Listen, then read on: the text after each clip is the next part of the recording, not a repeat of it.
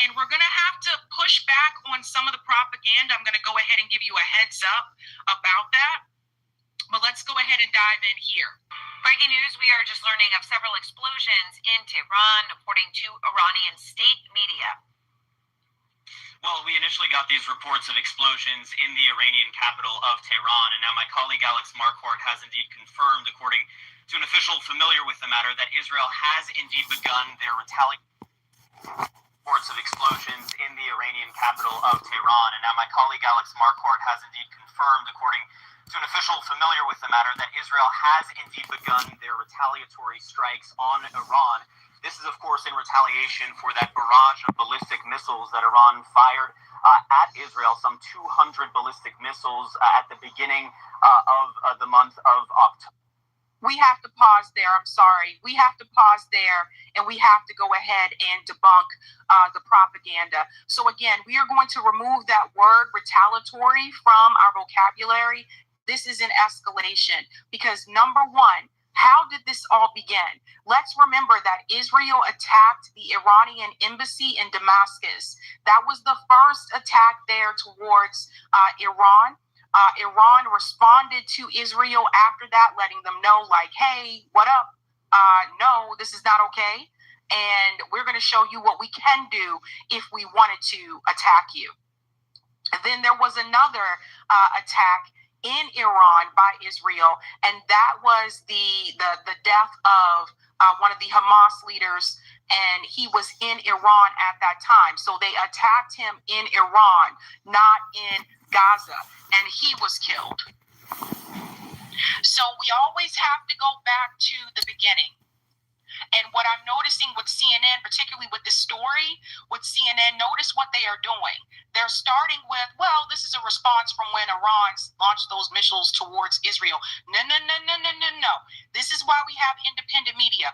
Never forget that Israel attacked the Iranian embassy in Damascus first. In fact, when you look at all of these situations, you will see who has been the aggressor. It was Israel who was the aggressor towards people in Lebanon by occupying a portion of that land.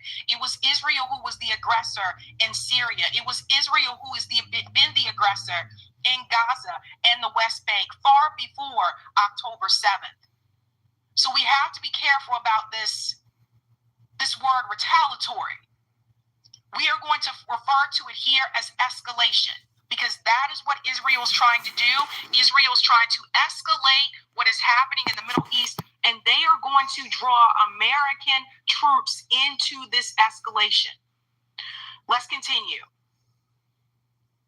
And now, some 3.5 weeks later, it appears that Israel's retaliation is indeed now underway, with multiple explosions reported in the Iranian capital, according to Iran's semi-official Fars news agency. Now, there's a lot that we still don't know at this stage, even as we are starting to get dramatic images of plumes of smoke emerging from Tehran. We don't yet know exactly what the targets were of this Iranian strike. But make no mistake, already just the fact that these explosions were reported in the Iranian capital, this is an indication that Israel is carrying out a more severe retaliation than the one it did for Iran's initial attack against Israel back in April, when it targeted the city of Isfahan, some air defense batteries there. This is now in the heart of the Iranian capital. The question is, what were the targets? Were these simply... Pause for a second. So notice what they're doing here. Once again, he said, this is a larger retaliatory response. No, this is a larger escalation, right? Notice how they go. This goes back to April. So they totally skipped over the attack on the Iranian embassy. This is State Department media that you are listening to when you hear CNN right now referring to this conflict. Remember, their job is to make you believe that Israel is doing everything in the right and that you need to support Israel. So it's always important. We are always going to go back to the beginning, at least on this show. Military targets, or was there something else here? That had been one of the major points of discussion between Israel and the United States, but we can now confirm that those retaliatory strikes by Israel have indeed begun now in Iran. So we're looking at big time trouble. And I'll go ahead and show you the rest of the article here so you can see the latest updates. Israel has begun its retaliatory strikes on Iran, and it takes you back to a recap. And this is what I was trying to explain to everyone here. It says Iran launched a missile attack on Israel on October 1st, and Israeli response has been expected since, right? So do you see what they're doing? They're starting with the missile attack that Iran did on October 1st, and they're not going back to the attack on the Iranian embassy in Damascus. It's very important that we call this out. Pay attention to this. Earlier, U.S. Air Force F-16 fighter jets arrived in the Middle East from Germany, according to the U.S. Central Command, as the region embraces for Israel's anticipated response to Iran's major missile attack earlier this month. Almost everything that you are seeing here in this article by CNN, almost all of this is propaganda. All of it, the way that it is worded, this is very disgusting. So you see, they're already sending in U.S. Air Force fighter jets. Meanwhile, Israel's military chief has said there was the possibility of a sharp conclusion to the war against Hezbollah in Lebanon, as troops have thoroughly dismantled Hezbollah's senior chain of command. Talks on a possible deal in Gaza are expected to resume this weekend, though there is little expectation of breakthrough before the U.S. presidential election, which is exactly what I predicted would happen. This would not be resolved before the election. And let me tell you what this is going to mean. The case, I think, that Biden and the Democratic Party are going to make is that you should not want to change over the power of the White House, given the fact that we now have a larger scale war in the Middle East, and you have this attack on Iran from Israel, because Iran is going to respond. And Israel knows that. And that's what Israel wants. So let's go back to September 11, when George W. Bush was president.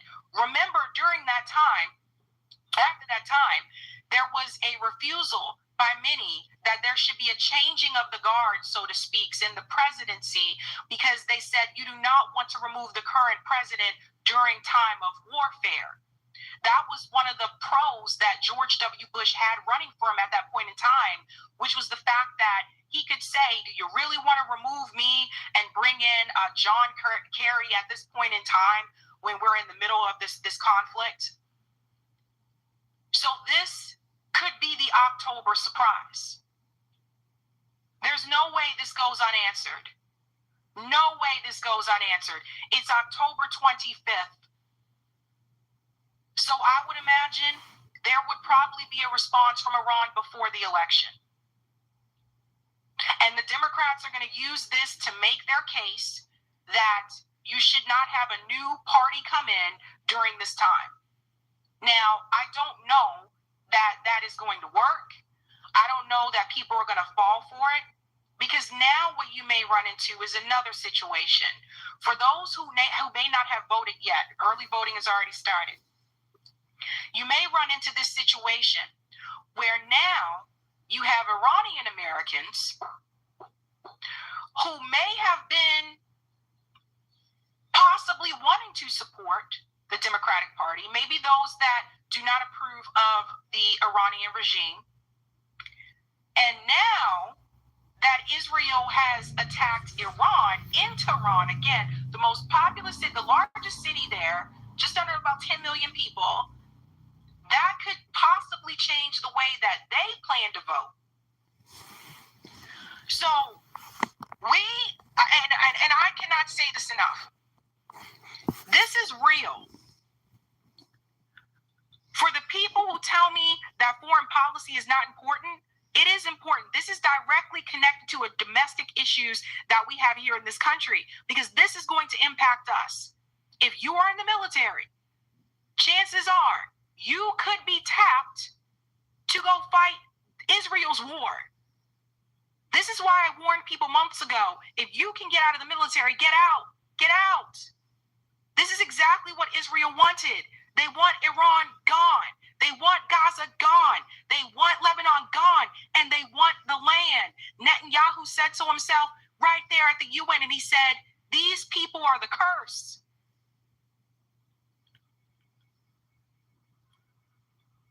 I don't know about you, but I don't want U.S. troops going over there, fighting and killing people in the Middle East again. Do you? Because I don't. Look at what has happened. Look at what has happened in the past year, and not just the past year. Under the Biden-Harris administration, we have the war in Ukraine. We have a genocide in Gaza. You have Israel striking Lebanon, killing over 2,000 people in Lebanon, and now you have Israel striking Iran. And we can sit back and pretend that this doesn't matter. You can do that all you want to. But I don't know about you. This is real. Iran is real. Iran does have powerful weapons. This can easily escalate into World War III. Don't forget, just because Russia has the war with Ukraine, Russia will back Iran, and that's how we could get into a World War III. All of this could have been prevented if the Biden-Harris administration would have stopped sending the arms to Israel. We have to be real about this. Ronald Reagan was able to pick up the phone. He picked up the phone and said, stop bombing Lebanon. Too many innocent civilians are getting killed. Joe Biden and Kamala Harris can do the same thing. Kamala Harris has told you she is not going to withhold arms to Israel. This administration has done nothing but lead us closer and closer to World War III. That's what they have been doing. And the threat of nuclear war is real. You may think that it's not, but it is.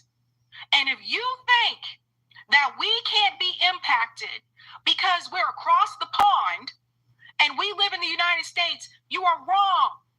You're wrong. It needs to be said. This is very scary and very alarming, and it all could have been prevented. This administration, if this continues, they're going to get us all killed. I don't know what else to say to people. I don't know what else to say.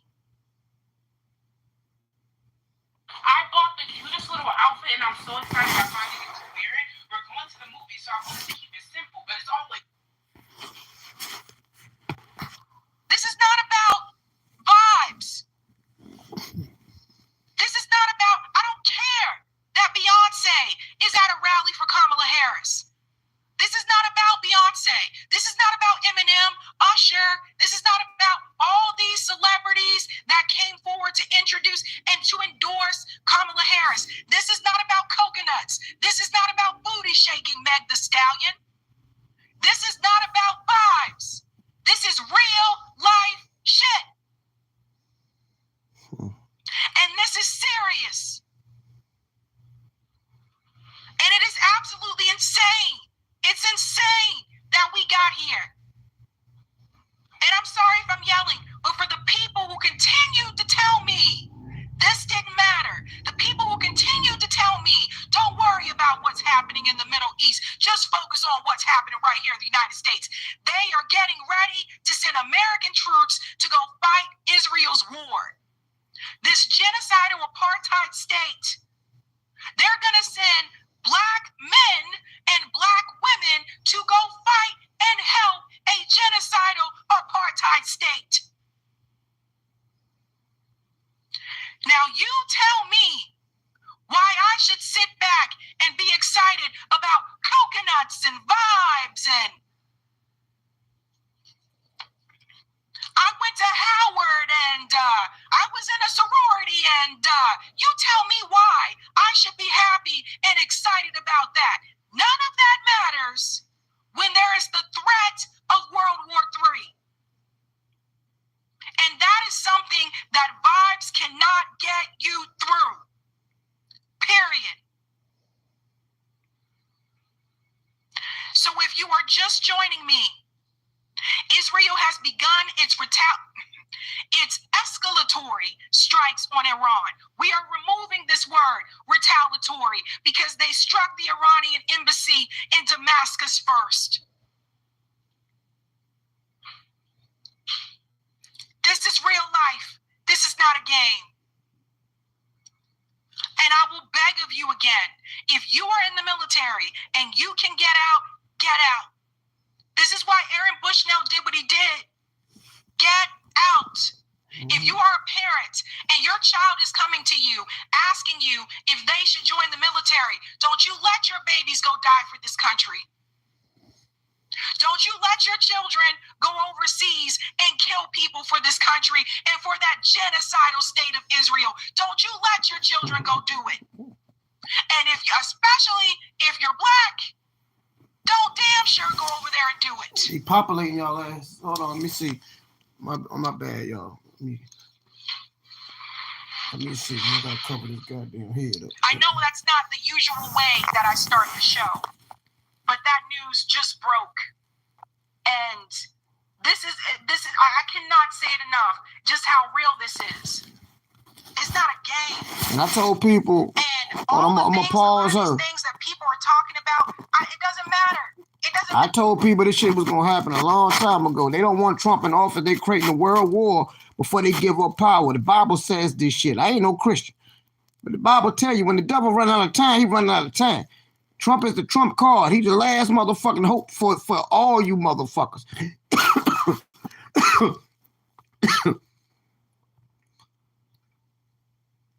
The black population is going down. Hey, they got to replace you with these immigrants. It's cool. I say real shit. Ain't like I didn't tell y'all niggas years ago what the fuck they was doing. And then you got a black bitch that's telling you kill your babies. And then every time I go, I swear to God, I go to I go to the food bank at the Planned Parenthood. It never failed to always see a black woman in that motherfucker. It'd be one motherfucking black woman in there every time I go. You know what I mean? Babies, the motherfuckers killing, but your black bitch telling you to kill your babies. But Google Kamala Harris says depopulation. She's telling y'all they got to depopulate. Bill Gates said he got to get rid of the carbon footprint. Carbon is melanated people.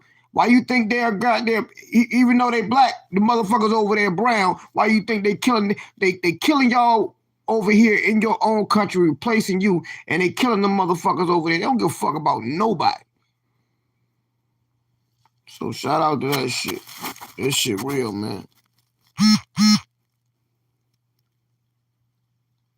Smoking crack, motherfucker. What the fuck you think I'm smoking, motherfucker? Smoking crack, man. Tell my chat, man. Other than that, you talking to yourself. I'm laying the phone back down and letting this shit play. I'm smoking crack, bitch. What you smoking? Shout out to you. All right, let's play this shit. I'm telling all facts, motherfucker. Prove me wrong, bitch. Matter right now. I'm about reality, nigga. I ain't even blocking you. I want you here. I need all the company I can get. And what's worse is that all of this could have been prevented. All of it. We could have had a ceasefire hit the like button, months ago. We could have had a ceasefire last year. Not even 2024. We could have had a ceasefire before December of last year. But our government continued to give Israel weapons, continued to let Netanyahu walk all over them, all because of lobby interest groups that control these politicians. We need to have free public elections in this country. There's no if, ands, or but about it. Because these lobby interest groups like AIPAC, they are going to get everybody killed except for the state of Israel that they want to protect. And I don't know about you, but I'll be damned. Me and my family, we're not going down for a genocidal apartheid state. And I know you and your family don't want to do that either. You stop sending the weapons, and that's how you end it. They're getting all the weapons from us. The UK stopped the weapons. France doesn't want to get involved. Other countries in the West have been pushing back against Israel. Algeria Nigeria stood up at the UN chanting Free Palestine. And the US government has blood on its hands. And we all need to remember this time. We all need to remember this moment. Because we never know when it could happen to us. We never know. We Atlanteans, man. We the Atlanteans, yo. We about to rise, but everybody ain't gonna make it. This is real life. Yeah, people that see this shit, we gonna make it. I don't know about y'all motherfuckers. And it frustrates me because people, they want you to go out, they want you to vote on vibes. Mm-hmm. Her first year in Congress, Marcy Hold Tracker on, going y'all. to tax Social Security benefits for the first time. There we go. Let's go. These people are not anti-war. Kamala Harris is not anti-war. Hell no, they just give y'all whatever the fuck they want. You got a president right now. Y'all niggas, that nigga ain't nowhere. All right. I'm going to try to take a breather. Jeez Louise. Let's go to some of the comments here. Mm-hmm. Shout out to TJ White for becoming a savvy Man, I'm telling member. y'all Give some TJ real a big shit. whoop, whoop. Before Trump get in office, they got to start the war, right? The same motherfuckers y'all voted for, they got to start the war because they know that all them rich motherfuckers in the world is going to have to fucking pay for the shit they did. Cat Williams told y'all niggas, we told you because we're dealing with a whole energy. That's why the sun is going the fuck off. Just look up the sun. The sun is doing something. The whole reality is going to change. And these people know their time is up. Nature is taking back over. That's why they're giving y'all robots, telling you, oh, the planet is overpopulated, but they creating robots to replace your motherfucking life. That's a fucking lie. So we'll get back to this shit. Thank you, Andre. As a lifelong Democrat, I went out to cast my vote for Jill Stein. Paraphrasing Jesse Jackson, if we do what's morally right, then the politics will follow. Well, you do the damn thing, Andre. You do the damn thing. Shout out to Eileen Jones for becoming a savvy member. Give Eileen a big whoop whoop. Yeah. And thank you, Mary Rose. Let all be okay. Not Professor Miranda. Izzy doesn't care. Yeah, I'll see if we can. I'll check his Twitter to see if he's posted anything after the stream. Thank you, Josie. Thank goodness Sabby is live tonight to counteract the BS. Oh, yes. And we got to have plenty of that. They're all going to be referring to it as though, that Israel wasn't the first to attack. Thank you, Emily. Israel, U.S. is a psychotic on the loose. Thanks, social emotional learning with Danny. People on X saying the whole thing is fake news. It's been reported by multiple outlets. Thank you, Sudmud. There are Kamala Brat flags in my neighborhood. The Charlie XCX/Kamala Brat collab is sick. Again, vibes. Thank you, David. My tenant is a 20-year-old boy. All this makes me fear someone is going to knock on my door to pull him to a recruitment center. This impacts everyone. Mm-hmm. This is true. And thank you, Mary Rose. Sabby, you shout all you want and need. And shout out to Roy for becoming a new member. Give Roy a big whoop whoop. Mm-hmm. Yeah. Oh my gosh. We got another one. Carmen, Georgia resident, Atlanta area to be specific. I voted for Jill this morning. I know I'm seeing a lot of people that have been saying they already voted for Jill. These are crazy times, you guys. Crazy times. Okay. Let's go ahead and let's give a shout out to Sabby patrons. Thank you guys so much for your support. Really appreciate you for holding down the fort there, fam. If you're interested in being a Sabby patron, I have 5 categories. Let me move this thing out the way. Ultimate Sabinators, Sabsters, and there's also Sabbies. Don't forget about those. Hey, hey, hey.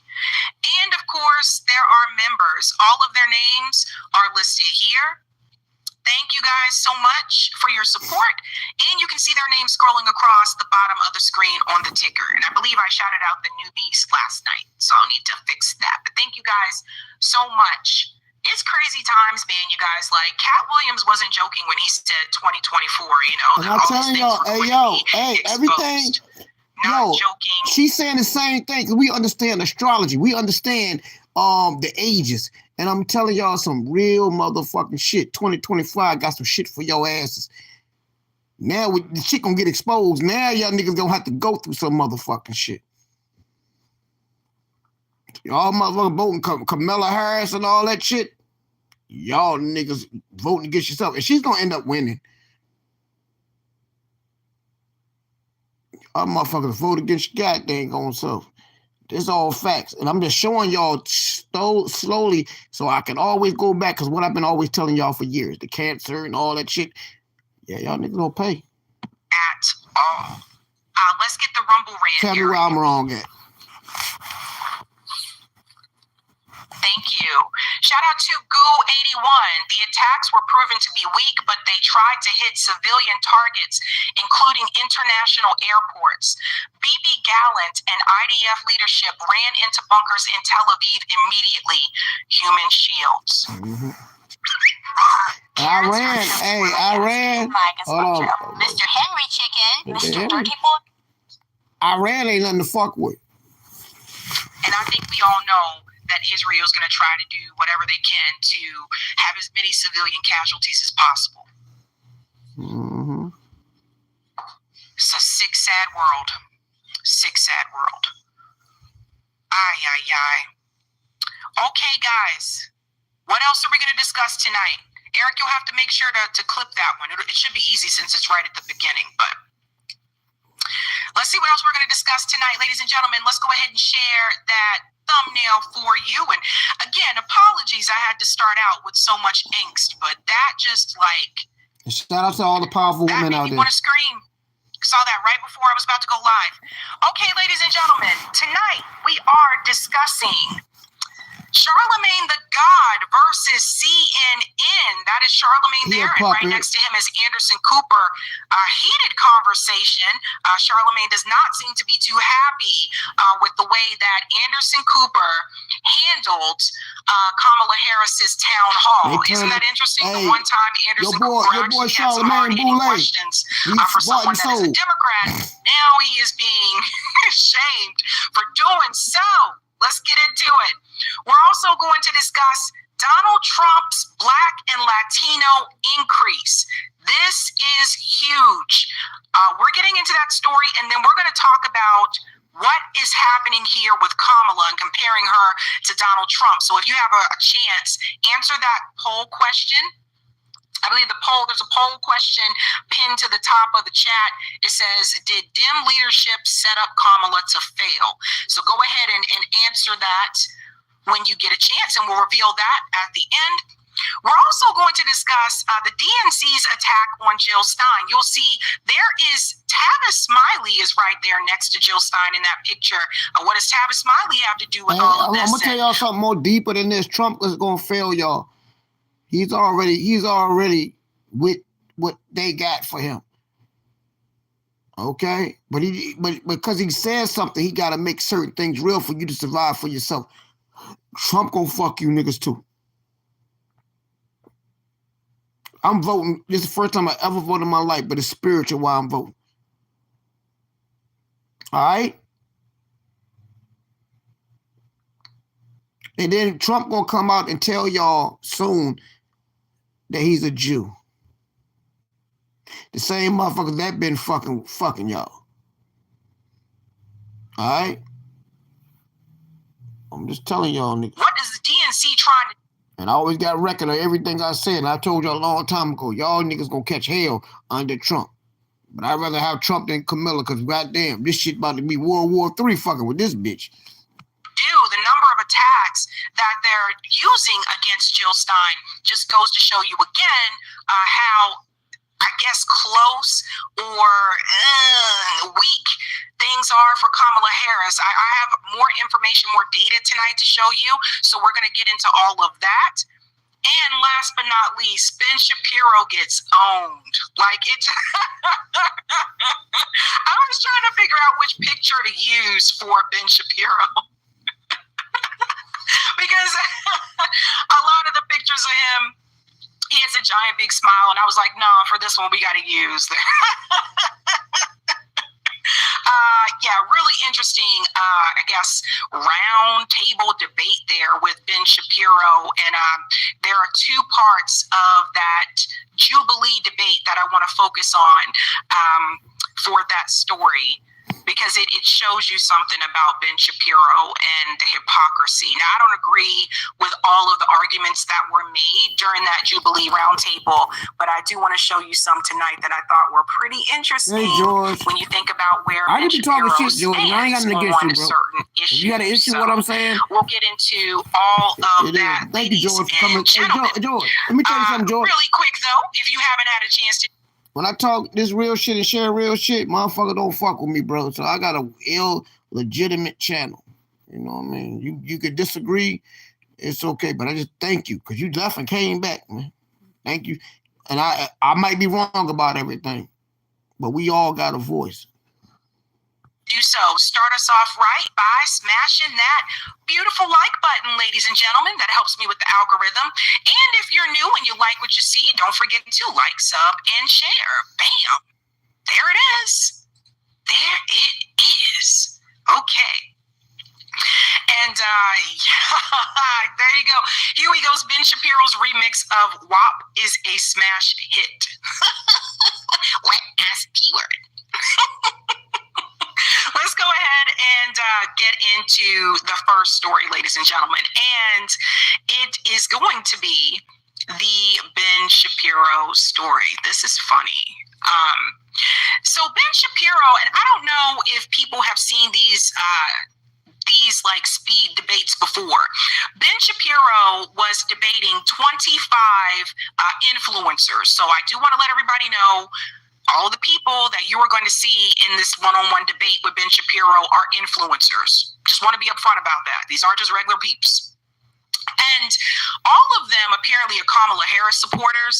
Now, some of the things that they brought up, I don't agree with, but some of the things that were mentioned, I do, and it shows a little bit about Ben Shapiro's hypocrisy, again, when it comes to the issues and where he supposedly stands on the issues. So, in particular, we're going to get started with this one here. So, he's in this room. And the way this Jubilee debates work is there are How the hell? Hey, hold on, motherfucker. from each other. George, how the fuck I'm right, man? I'm wrong most of the time. I just want people to think for themselves. I ain't telling nobody who to vote for, who to like. I'm telling people, yo, you vote for Trump, you gonna get fucked over. But I ain't voting for Camilla. I'm voting for Trump because it's spiritual of why I do things. But these motherfuckers don't want Trump because Trump gonna none of the niggas gonna get locked up fucking with Trump. But Iran just attacked. I mean, Israel just attacked Iran. This shit getting nasty. And Russia is with Iran.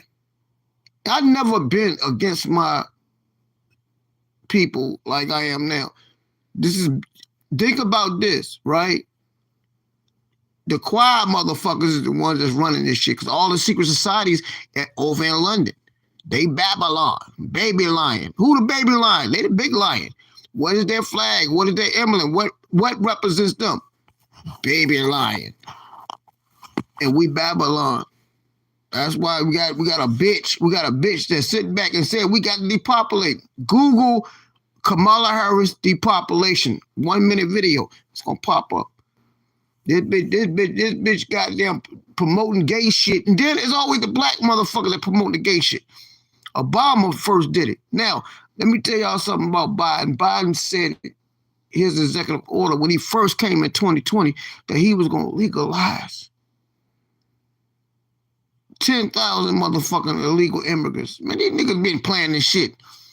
Why am I speaking on it? But I told my people this 20 years ago, 4 years ago. So I ain't up here playing. We done for.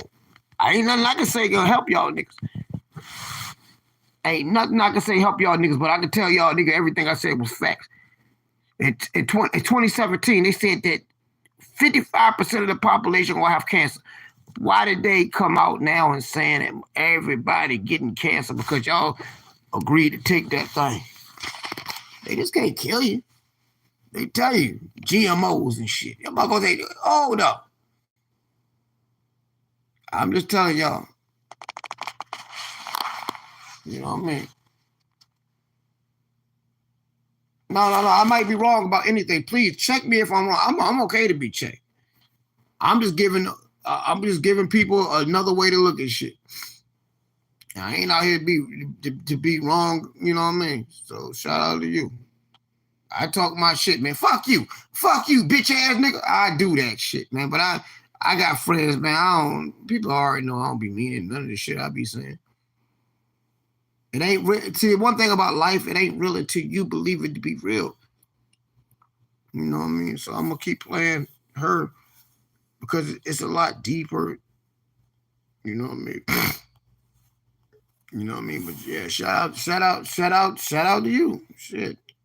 I don't need likes. I don't give a fuck about that because I don't build my life off YouTube. But I wish I could make a little money, but I ain't making no money since I've been on the business for 6 years. So why would it change now? All right, let's go. And there's a table in between. And everyone else that wants to debate this one person, basically after a question is read, they have to run to, if they want to answer it, they have to run to the chair. And whoever taps the chair first, they get to sit down and have the debate with the person across from them. So it's not just Ben Shapiro. This has also happened with Charlie Kirk. There was also, I believe, a Kamala supporter who debated like 25 MAGA supporters. Anyway. You speak, I gotta respond. I don't be on no fake shit, though. But I'm just saying, I'm not saying you wrong about anything or how you feel. If you feel like I'm weird, it's cool. I'm with it. But you said, what do you think about Israel invading Lebanon? That shit is sick, bro, and it's all demonic. But I'm gonna tell you something. Go back and look at the 1800s when these white Khazarians, you got the old Khazarians, you got the old. These motherfuckers is from where Ukraine from. They came and took over Palestinian land, but hold on, it was all black land. That was Persia. That was all that shit. And shout out to that. But I'm not racist. I don't give a fuck. I don't like nobody killing babies. But these motherfuckers. Hold on. Yeah, but Israel is doing some evil shit. But the devil time is running out. I'm telling you who run this I'm telling y'all who run the planet, bro. It's Britain. Britain is the top dog. Let me explain something to you. Britain never lost a fight in America. They just moved their government. That's why we are baby lion. They are the lion. And then if you look at all the secret societies that running shit, it's Britain motherfuckers. That's why Britain is quiet. When y'all think America is sovereign, no, they giving America away. Because every 10 years, when they do their census, they got to kick certain people out to keep control. So that legal immigrant shit is nothing new. You know what I'm saying? It might sound crazy. But we never lost the war. How is Britain kicking ass all around the motherfucking world? Rome ain't gone. Rome is basically Britain. It just changed the name. But their power is leaving now because the energy of the sun, the earthquakes, everything is telling y'all motherfuckers that these motherfuckers is done. And Baby Lion. Go watch Kamala Harris say she got to depopulate. Nobody watching certain shit. Go watch out. Go Google Kamala Harris depopulation. Go do that and then come right back and say, God damn. And Bill Gates said he got to get rid of the carbon footprint. The carbon footprint is the original people on this planet footprint. You know what I'm saying? So yeah, let's go there. Anything I say, I be always telling the fucking truth to y'all people. Candace Owens is exposing these motherfuckers. Barack Obama don't have kids. And he was fucking Ron Emanuel. That motherfucker gay to the motherfucker. And his mama white. But they sell y'all the black dream. No. I got a question. If I'm wrong about anything, black people that come, if you got a black mama, you age different than a motherfucker with a white mama. Black don't crack, but black crack when you got a white mama. That's a fact. Just Google. It's just simple shit because we dealing with the matriarchal and the woman having the most powerful energy on the planet. I love everybody, but yeah, just go check that out. Go check that out. All right. So, shut up, you. Let me get back to playing hood. But I love my people. Ooh. Hold on, y'all. I'm about to play it now. Whew. I think you guys are going to get a kick out of this. We're going to start with this first clip here. Check this out. Kamala Harris's attempt to put DEI, diversity, equity, and inclusion at the center of her policies is destructive. Yeah, like a jackrabbit. Thank you, guys. I appreciate that. 1 in 5 Americans currently is Hispanic. This country, like it or not, is not a homogenous country. We are a very diverse country. Do you not think that our legislators should be representative of the overall population? I don't see a way that you can have a quote-unquote representative legislature with 435 members of Congress in a country of 340 million people, because you can divvy that up however you want. It's not by race, you could do it by sex, you could do it by gender, you could do it by sexual orientation. How exactly do you decide what is quote-unquote the representative group? And also, I don't believe that individuals ought to be represented based on group identity. So, for example, I'm Jewish. Jews are actually overrepresented in Congress. I don't think that we ought to decide exactly how many people in Congress are Jewish based on the Jewish population of the country. I think that's actually a pretty silly way to do representation. Well, we don't have pause that part right there, because you see what Ben Shapiro likes to do is Ben Shapiro likes to talk really fast, so it can make it kind of difficult sometimes to keep up with what he's saying, because he'll start talking fast and then go on these tangents sometimes, right?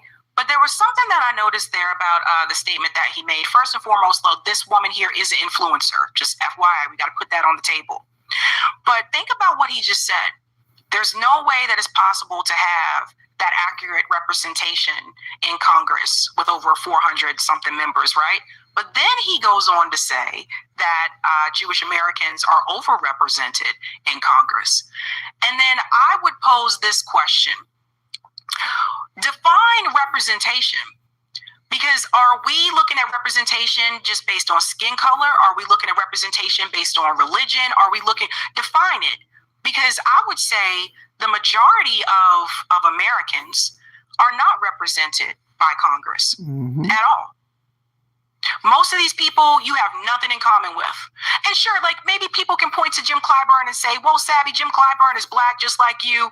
You guys have representation through Jim Clyburn. Okay. But other than that, what do we have in common?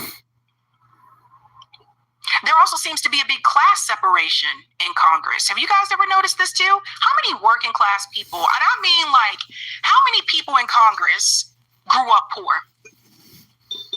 How many people in Congress weren't lawyers? How many people in Congress don't have a college education? And for people say, well, you have to have that. No, you don't. That's actually not a requirement. How many? Think about it for a second.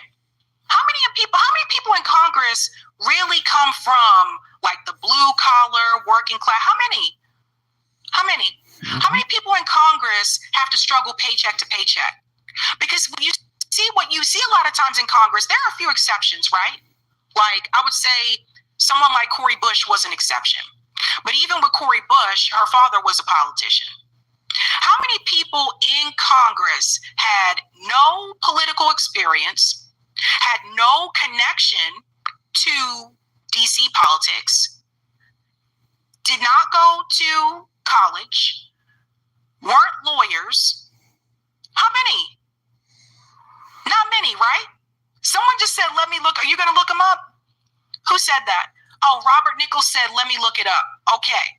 So when we talk about representation, and I'll start that one. Look it up. Do you research? When we talk about representation, do you research? what type of representation do we mean? Taylor May, what you doing, Taylor May? That's the first thing. Hey, Taylor May, I watch your videos, man. God damn, you just ain't gonna give me a break. I ain't fucking with you.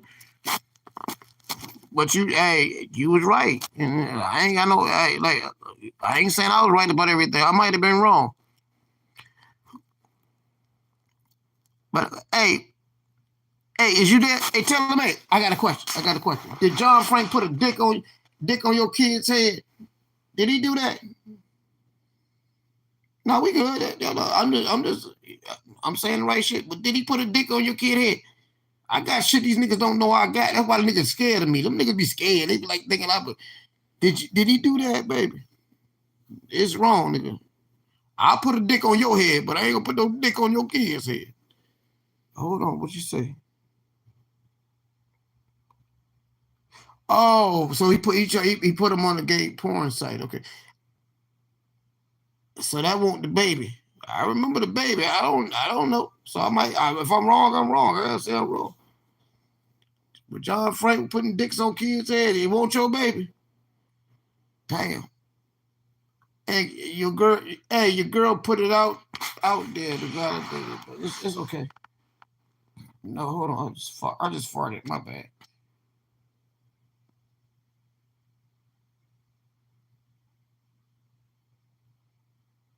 Okay, well, shit. No, but I remember the picture where he actually drew dicks on kids' head. You know what I mean? So I had to use you for a reference. I ain't shit. Don't like me. I'm cool. But I ain't trying to use you for no damn clout, none of that. But he drawing rainbows and saying kids gay and all that shit. That's what he do. But appreciate you. I watch your videos. I don't agree with what you're doing, but do you. Shout out to you. But let me play. I'm going to keep playing this. Thank you for coming through. I ain't got no issue with you. I'm a solid nigga, period. And let's go. Hold on. He may have done that as It's official, Ohio. well. Early voting is now open. Okay. Why wait for election day All right. when you can vote early? Yeah, but my thing, Taylor May, I would have drew a dick on your head. But I would never, all that gay shit, and man, hell no. That my brother there. What are you doing, boy? Nah, man, everything. One thing about it, I ain't up here to be right about everything. Like I said, me and you got into it. We talked our shit. It's on the YouTube. I talked about your family. I talked about your son. I did the worst, so I can admit to this shit. But y'all, are they gonna say the same thing? I talked about truth hurts kids, man. Truth hurts a bad father, man. Shout out to Truth hurts. You good, big dog? I'm glad you see it.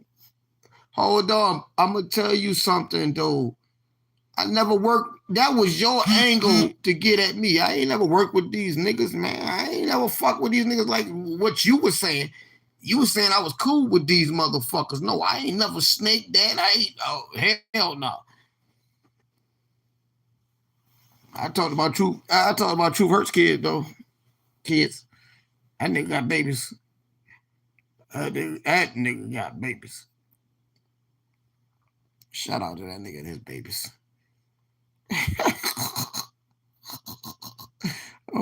He about to cuss me out. He said, don't you talk about my babies, boy. I'll kill you. Shout out to Truth hurts, man. I love you, bro. On some real shit, man. Nah, but like I said, I ain't got no agenda. You said I was working for the nigga and all that shit. That was all a lie. That was all the fucking lie. But I don't have no issues with him. We all YouTube. YouTube ain't nothing but a bunch of bullshit games and lies. You know what I mean? Hell yeah. Thank you, Truth, man. That's why I can tell Truth. I ain't never changed. Tell him they were like, he working for them. He doing it. That's a lie. I don't do that shit. I check niggas when I can check them. That nigga came out and admitted. That nigga admitted some shit. And I'm like, okay, cool. I ain't shout out Taylor May. Taylor May, Shit. But I got certain receipts, right, that I can put out that's gonna let Taylor Made know about that nigga putting dicks on people. It's wrong, man. You don't play with no kids like that. Put a dick on my head. Hey. Shout out to me. I'm the biggest, worst nigga motherfucker. We don't do that. We don't do that. I might talk about motherfuckers' kids, man, but I ain't gonna do that. Okay. Just know him and what he does. Yeah, but he did it to your babies. He did it to your babies. I'm playing with the nigga because I'm gonna let the nigga set his goddamn self up. But one thing about it, you ain't gonna call nobody out in no other community. He did that shit to this community. He didn't draw dicks on niggas' kids' heads and shit. I ain't never do that shit. I don't even know how to draw a dick. Oh, I think I do. 2 balls go up. I think I do know how to draw a dick. Shout out to me. That nigga professional. But I ain't knocking him though. I don't have no issue. He came on if y'all been paying attention, y'all been watching my shit. Can I play? Let me play what I was playing. No, he's done that to kids. Yeah. It is wrong. My thing is like this. It's wrong for that. Don't play with nobody kids, man. Now, I talked about his son. I said the most disgusting shit about his son and him. I was wrong. And I said I did it. But when these niggas gonna be accountable for the shit they did? And don't blame somebody who did, you know what I mean? Who didn't do nothing to this community when you did it. You know what I mean? So it's okay. You talk shit. I don't hate none of y'all niggas. Okay? But it's okay.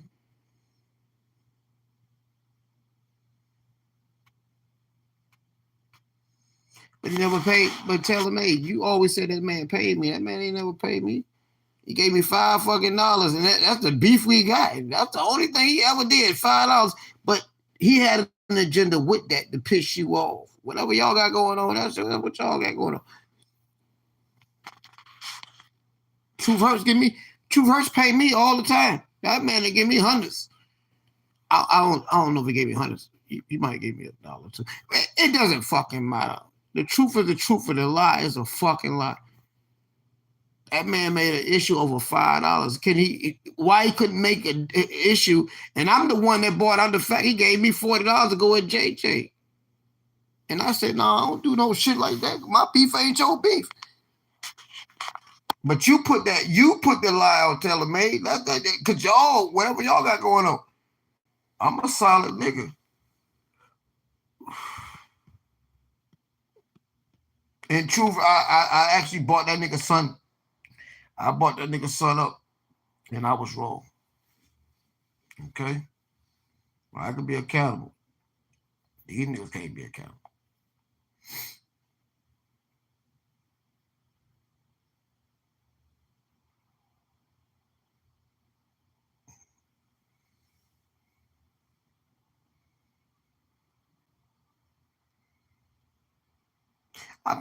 But think, I don't, whatever you said about that man, what you said about that man, I already told you.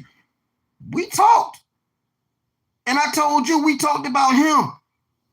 I ain't never talk about no Truth Hurts. I never tell them about Truth Hurts. Never talk about my women or none of that. We whatever we had a conversation about was about this shit. And I respect that. It is what it is. It ain't that. Excuse me, y'all. Okay, hold on. I'm blind. You know I'm blind, girl.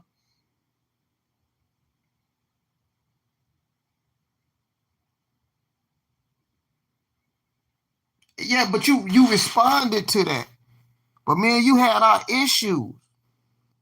But he came up here and told them motherfuckers that he paid me and he paid me. I went in on you. That was all a fucking lie.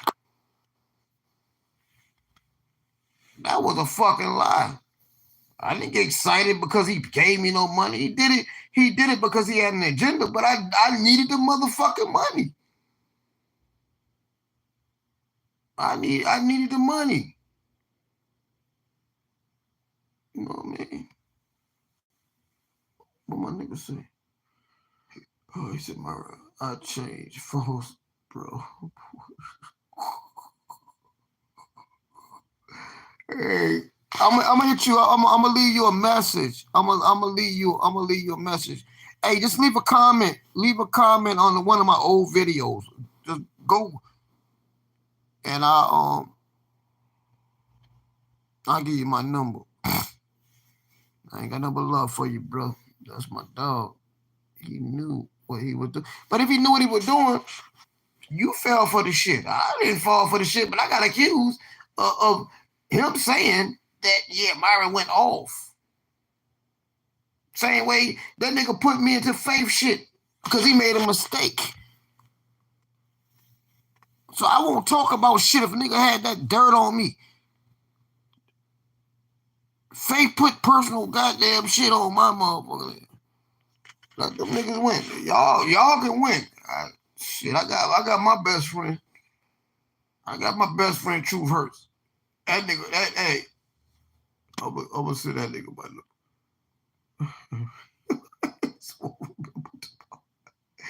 Hey, bro, I finished that bottle up, but I tell you what, I'll be at that goddamn liquor store 6 o'clock in the morning. I'm gonna be drunk all day tomorrow, too. And after that, I ain't gonna drink no more. Mm-hmm. I bet on this. No one would tell you that I'm a liar. I'm not saying you lie. The thing is that they're telling me I never said you was a liar. I agree with your ass. Is you paying attention to details? This nigga Truth Hurts said I'm a liar. You ain't gonna remember. The thing is that we're not trying to convince each other about who we are. I give y'all who I am. The one thing about it, when I talk to people, I don't put y'all names in the middle of my conversation with none of these. No, none of these people up here. I know Truth Hurts a real motherfucker with me. You know what I mean? That's all I can say. And Truth, that's one thing about me, bro, that they can't do. I ain't no faith. Myron, I ain't no goddamn faith. And Truth Hurts, and yo, and this is the realest shit that I can say about Truth, right? Truth down talk me all the time because he know I can do better. Hey, Truth, do we have conversations about these motherfuckers? Truth always sit back and say how fucked up I am. This is what these motherfuckers don't know. That's why they don't got no dirt on me. They record my conversation. Why the fuck I ain't talking about nobody? And Truth, that's just what it is. But Truth, you spoke on me.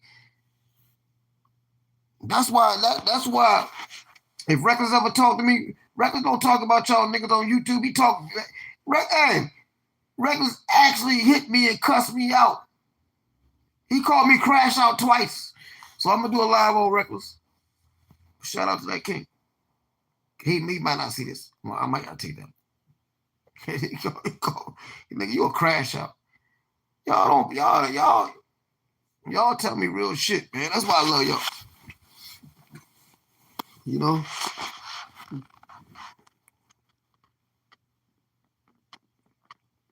That's why y'all can speak. I never, hey, Truth, when we talk, I never said anything bad about TaylorMade.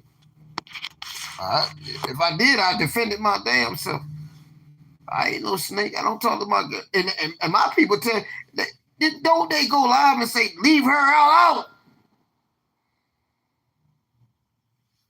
I'm gonna stand on what the fuck I stand on because ain't nobody can go back and say, well, Aaron, you fucked up. If anybody, Truth Hurts is the wickedest nigga on this mother. Hey, Truth Hurts talk about everybody. Damn, I just made up some shit. He believe it. No. He know it. That's why he's smiling. He know, hey, Damn, let me start a beef. Because this is what I do. Hey, True First, tell May what you said behind her back. Anyway, if you, hey, tell May, if you enjoy what LTG doing, enjoy it. There's enough truth out here for all of our asses. I never agree with shit, but I agree with it. Shout out to that man. He gonna do about it. His nigga, I don't play with truth, man. That nigga said what they gonna do about it. I don't know truth. Yeah, just keep watching. Hey, one thing about it, I ain't got no motherfucking voice. Nobody watch me. But I like I say, me and LTG, we beef. Remember me and LTG was beefing?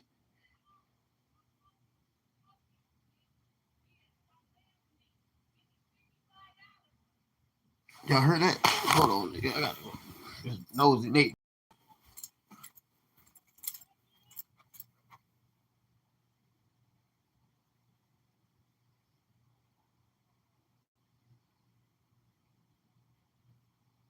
Got some beef downstairs. Y'all want to see the video? I'm gonna tell y'all, this shorty, she going off on a nigga down there.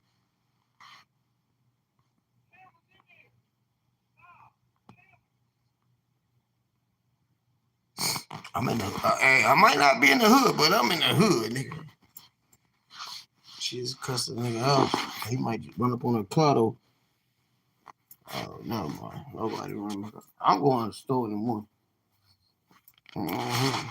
Shout out to me. But no, everybody good. Let me keep playing what I was playing.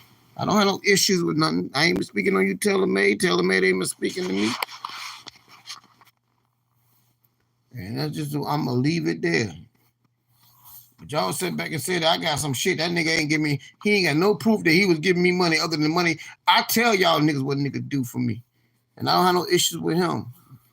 I got to say I was wrong because I spoke about his child because I was mad. And I'm like, nigga, I don't have no issues with him. And I was wrong. And guess what? He speak about my children. He do what he do. Shit.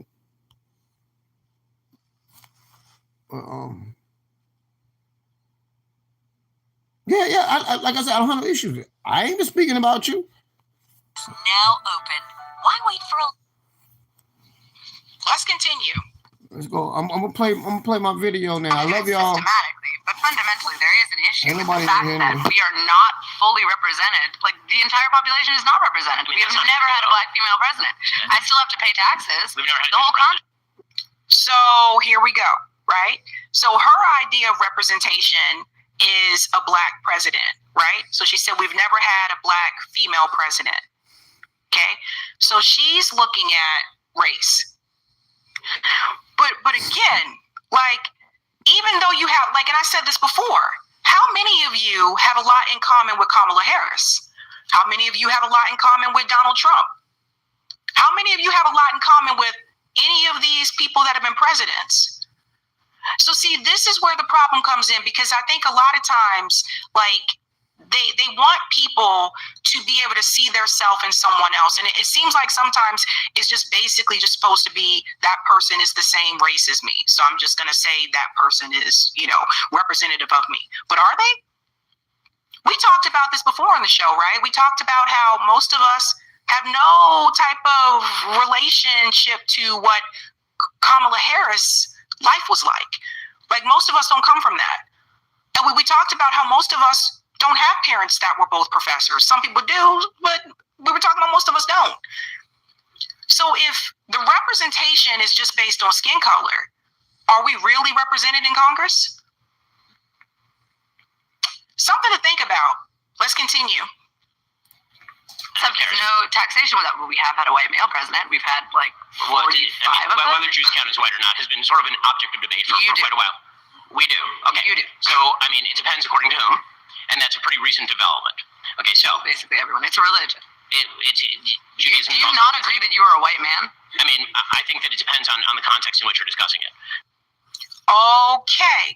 Now, this is a gotcha for Ben Shapiro.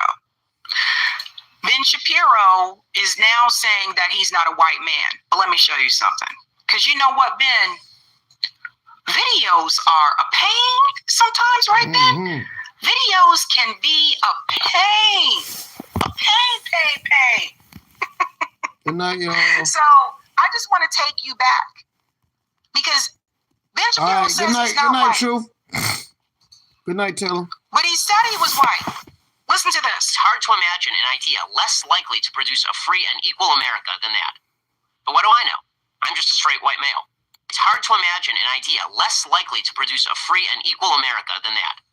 But what do I know? I'm just a straight white male. Career politicians have turned Ohio into one of the 10 most gerrymandered states. Hold on, y'all. Guaranteeing they'll never lose and Let's stay in go. office forever. So apparently, I guess Ben Shapiro is a white male when he wants to be a white male. Could it be that he's a white male when he feels like it benefits him or it suits him, and then he's not when it doesn't? I don't know. You let me know, right? Okay. Because these videos, they last forever. They're rare that they would disappear. So check on that one. I don't know what's going on, Ben, but that again shows you something. That shows you how when he wants to be, he is not white. When he wants to be white, he is white. And there are some of us in this country that we don't have that option. We don't have the luxury of that. We just don't. Like, I can't wake up tomorrow and be like, oh, I'm not black today. Do you see what I mean? So that there tells you something about Ben Shapiro. Let's continue here. So what are you, Ben? Are you not a white guy? I mean, I'm a man of Jewish ethnicity, which is sometimes grouped with white and sometimes not. I mean, that's the more accurate way to put it. But when What we're else can talking you be about grouped with? Jews, who are which is an ethnicity. I mean, So yeah. you're not white at all. See? Okay, so again, there's a difference between ethnicity and race. I mean, again, it depends who's doing the grouping and how. I've seen Jews grouped with white and Jews grouped with not white. Are we just pretending that doesn't exist? That's a reality. However, as far as your generalized point, which is that we are supposed to identify people by group identity. If we don't have a black female president, somehow black females have not been represented. So Barack Obama was in no way representative of black females because he's not a female. No, he was. He was representative, So but he was that's the half point. representative. How do you do the math on this? And why? You shouldn't do the math on it completely statistically, but the fact You is, shouldn't do the math on it at all. You should clearly treat people as individuals. underrepresented. You should treat people as individuals. Well, if you don't even want Kamala Harris to attempt to create DEI initiatives in office, then there isn't even going to be a conversation about it. I mean, I don't think there ought to be a conversation about why we ought to be represented by race or by sex. I think that we are each individual people with individual ideas, and if that person represents my ideas, I don't care what sex, race, or sexual orientation they are. I mean, okay, let's hold Ben Shapiro to what he just said because I want to prove a point. If those things don't matter, if race, ethnicity, and all of those things don't matter to Ben Shapiro, and he feels that that should not be the focus, then why does he support the state of Israel?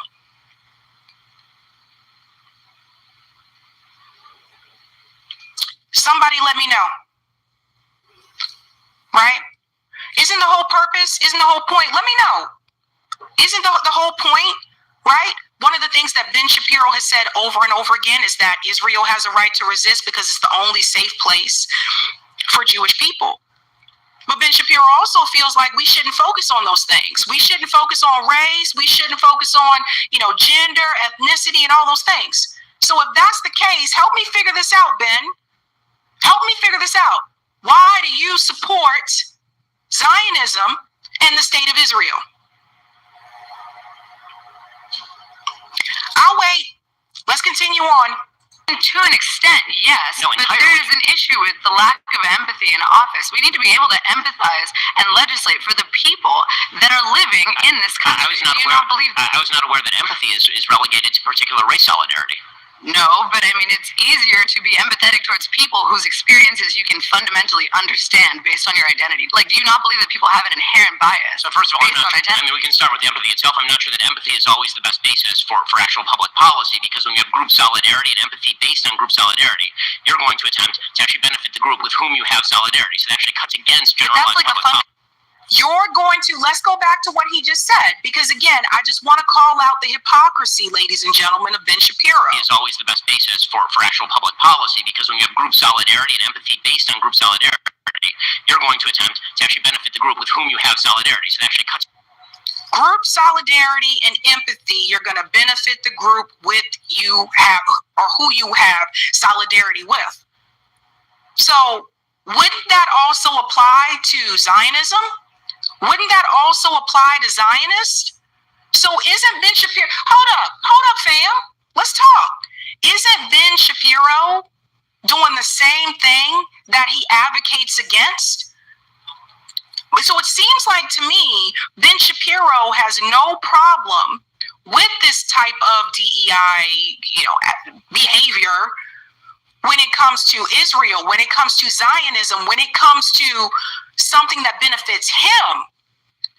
It seems like he has a problem with it when it benefits other groups. I don't know. Call me crazy, but it just seems a little, I don't know. Seems a little bit weird.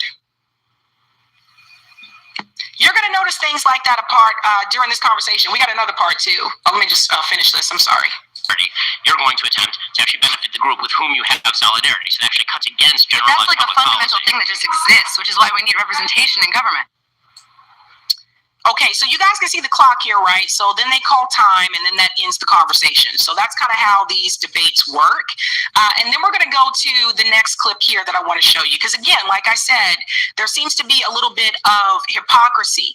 Now, someone continues this part about the DEI conversation, and this was kind of a gotcha, I think, for Ben. Listen to this. Do you think that Trump should have won 2016? I'll wrap it in. It's conceptually relevant. I'll demonstrate the relevance. Okay, sounds good. By what measure? Do I think he did win, or do I think he should have won? Do you think he should have won? I mean, yes, I'm happy that he won. If the question is, am I happy that he won? I'm happy that he won. Okay. Well, I'd say that Trump won 2016 because, by the way, I did not vote for either candidate in 2016. That's a decision made in retrospect. Awesome. So I think that Trump won 2016 because of a modality of DEI. Essentially, what I'd say is the Electoral College, right, strives for inclusion of smaller states with lower populations by overrepresenting them in the overall vote. Like you could pause. Everybody. The Electoral College. So this is a different type, and again, DEI can apply to different ideas, right? DEI is not just race. But he brought up the idea of the Electoral College, and this is something I think we should talk about, considering the election is just around the corner. The reality is, if we did not have the Electoral College, then we would have to go by the popular vote, right? And that would mean that the areas that are the most populous, like for example, most of the most populated cities are Democrat cities, right? Like New York City, San Francisco, that kind of thing, right? We wouldn't have that quote unquote equal, fair representation that they're trying to get from the Electoral College. Now, listen to me on this one. I am not a rah-rah supporter of the Electoral College. When I talk about electoral politics, I actually think it is pretty weird that our election basically comes down to a handful of swing states every presidential election cycle. But he brought up an interesting point here, because the reality is, when you have the Electoral College, that in itself is a form of DEI. It's a different model of DEI, because when you look at states like South Dakota, Maine, New Hampshire, Wyoming, for example, if not for the Electoral College, are those states really fairly represented? A vote for Sherrod Brown is a vote against Donald Trump. Brown spent 31 years in D.C. backing radical liberal policies, partial birth abortion, trans biological men in girls' sports and bathrooms, sex change. So isn't that also still a form of a DEI model? And the whole purpose of that, now it goes back to slavery for people who don't know. The Electoral College goes back to slavery to try to give the slave states equal, fair representation. That's where it comes from. But we've stuck with it all this time. But that being said, isn't that still a form of DEI? So I thought he brought up a good point. Again, like, these are 25 Kamala Harris supporters I don't support Kamala Harris. But this part right here, I thought was one of the more valid points that was brought up during this debate. Leroy says the Electoral College is the oldest form of DEI in this country. There you go. Absolutely.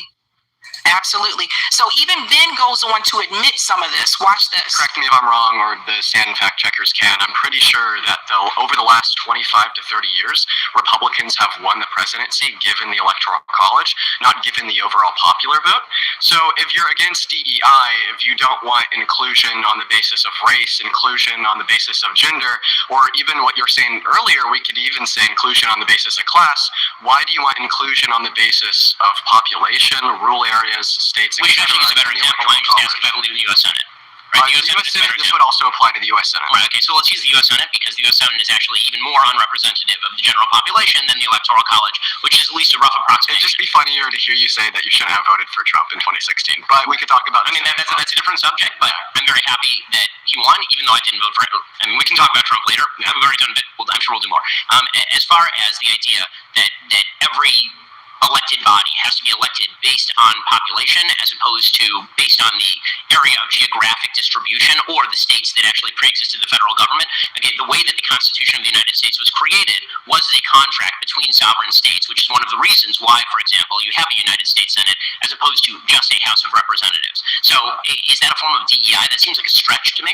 The kind of DEI that I'm talking about specifically would be separating human beings based on inherent characteristics, like, for example, race, as opposed to suggesting that the United States Senate, which is obviously unrepresentative of the general population. Well, seemingly my point. So if you disagree with separating people based on certain characteristics, again, why do you support Zionism? Why do you support the state of Israel? Why, like, these are the kind of things, again, and I told you guys before, I do not support religion being the law of the land, regardless of what country it is. I don't think it should be the law of the land. I think people should have freedom of religion. I think when you make religion the law of the land, you end up with some shady things happening, because the reality is, if you don't ascribe to the faith, then you're disobeying the law. So I don't like that at all. So again, if that's what you disagree, if you think that's a problem, then why do you agree with what Israel is doing? Why do you support with what Netanyahu is doing? Why do you support Zionism?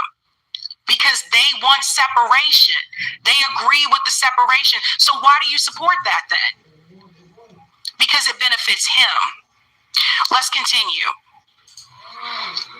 It's a check and balance, right? Well, seemingly, my point is that this is another modality of DEI. I've no problem with you explaining to me, right, why the Senate or the Electoral College would be given the U.S. Constitution and some contractual agreement that they had between the sovereign states. That's fine. But what I'd say is that your claim here would just imply that the Constitution upholds DEI within our electoral process. If your claim is, so, do you think that the Constitution upholds DEI in the sense of including smaller states with less representative populations? That is a true stretch of the meaning of DEI, but I get your point. Yeah, so this was an interesting, this debate was interesting because there were a couple of times where people, I think they tried to turn his own hypocrisy on him. And I want to just show you an example here. So this was Ben Shapiro at UCLA, and I want to show you what I mean.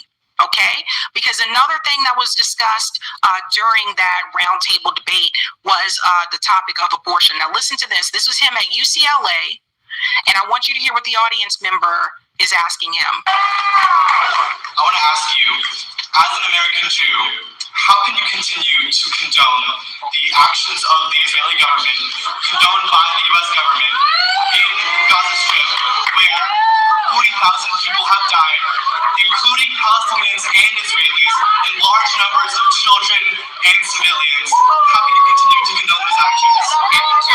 Hold on. I want to correct you. I don't just condone the actions of the Israeli Defense Force and the Israeli government. I celebrate and laud them. So did everybody hear that? Ben Shapiro says he celebrates what the IDF has done. He celebrates it.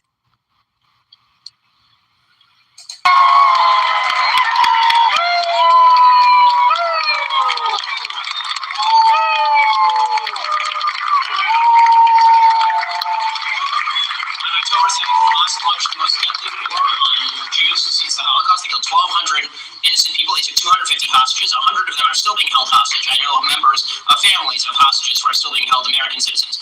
Hamas could end this war today by surrendering. They've chosen not to surrender. Instead, they spend billions of dollars building terror tunnels below civilian areas. It is not incumbent on the Israeli government to surrender just because terrorists are evil enough to hide behind civilians. The Israeli government has gone through such extraordinary efforts not to kill civilians that it has managed the best civilian to terrorist kill ratio in the history of war. No, this is incredibly false. They have not gone through these lengths to not kill civilians. We all know that is a freaking lie. In the Gaza Strip, who have risked their own lives to prevent civilian death. Israel has complete and utter air superiority over the Gaza Strip. Turns out that Hamas doesn't have an air force. They just had a series of tunnels where they hid all their leadership while their people suffered after their people voted for them, and then they effectively established a dictatorship over the course of the last 20 years. Israel, with their complete air superiority, certainly would have had the ability to commit full-scale human atrocities had they wanted to. They have complete air superiority. They could have used F-35s and simply turned the place into a parking lot. They didn't. The place is almost virtually a parking lot, and the numbers are incorrect. We've gone over this before. Not, in fact, that they moved vast scales of population. In fact, believe it or not, there have been more births in the Gaza Strip since the beginning of this war than there have been deaths in the Gaza Strip. That's a Zionist talking point. What you have to remember is a lot of those people are refugees. So obviously, if you're killing people, but you're still pushing people into Gaza, more people into Gaza, obviously the number is still going to increase, right? Israel has not allowed for food to enter Gaza since October 1st this year. And we've been covering this, so I continue to cover it because I want people to see what Israel is doing and not fall for the propaganda, especially from clowns like Ben Shapiro. This is Zionism at its finest. If you don't think an abortion ban would affect you, trust me, it would. Any family could need abortion care. But Derek Marin fought for legislation to imprison women and doctors for this care. No exceptions. He's wrong for Ohio. Now, Ben Shapiro doesn't want people to talk about race, ethnicity, all this kind of stuff, but he can talk about his. He doesn't want you to talk about your race, your ethnicity, what you may have to go through as a black person, as a Latino person in this country. He doesn't want you to talk about that, but he can talk about his. And that's what it's all about, ladies and gentlemen.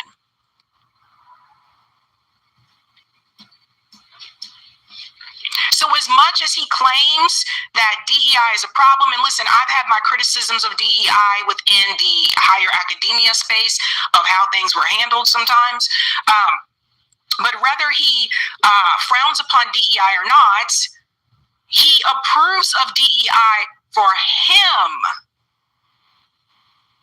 This was the same situation with Bill Ackman. What did we find out about Bill Ackman when he was complaining about the students protesting at Harvard University? At the end of the day, what Bill Ackman wanted is he wanted for the Jewish students to be a part of the DEI programs as well.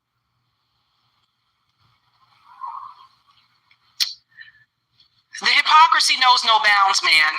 The hypocrisy knows no bounds. And for someone who says up and down that he's pro-life, I'm pro-life this, I'm pro-life that, for someone who continues to preach that rhetoric, for you to have no empathy or any type of compassion for all those kids that have been killed in Gaza, you're not pro-life.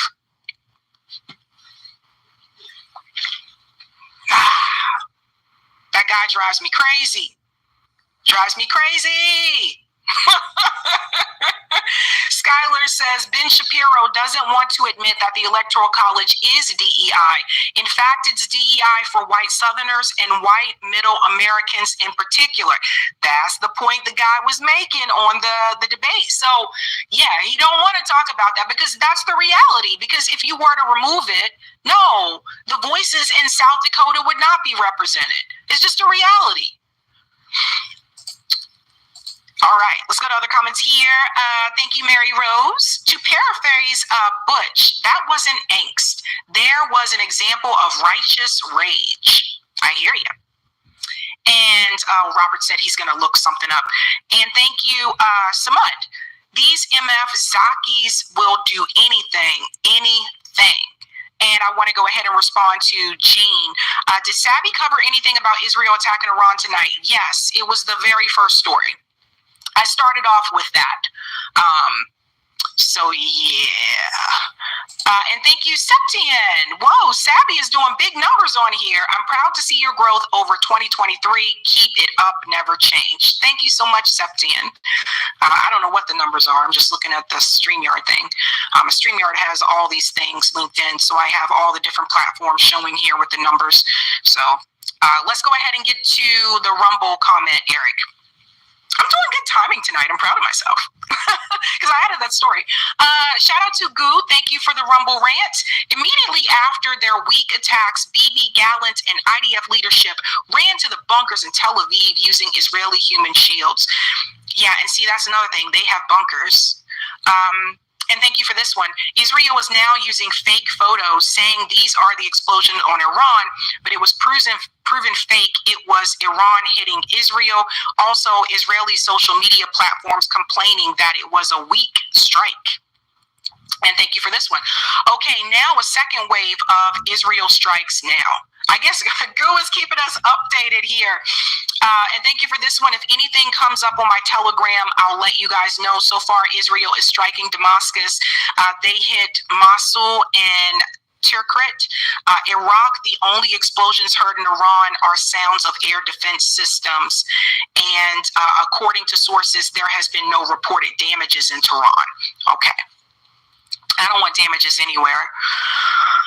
I really don't. Rain says, I'm certain Kamala is failing on her own, but I've been wondering for about a week now that the DNC might have ulterior motives. I mean, they must have known or seen she wasn't a strong candidate, question mark. Yes, guys, please answer that poll. There's a poll that is pinned to the live chat. Curious to get your take on that, and we'll reveal that towards the end. If you're just joining, don't forget to smash that like. Thank you. Hey. Great. All right.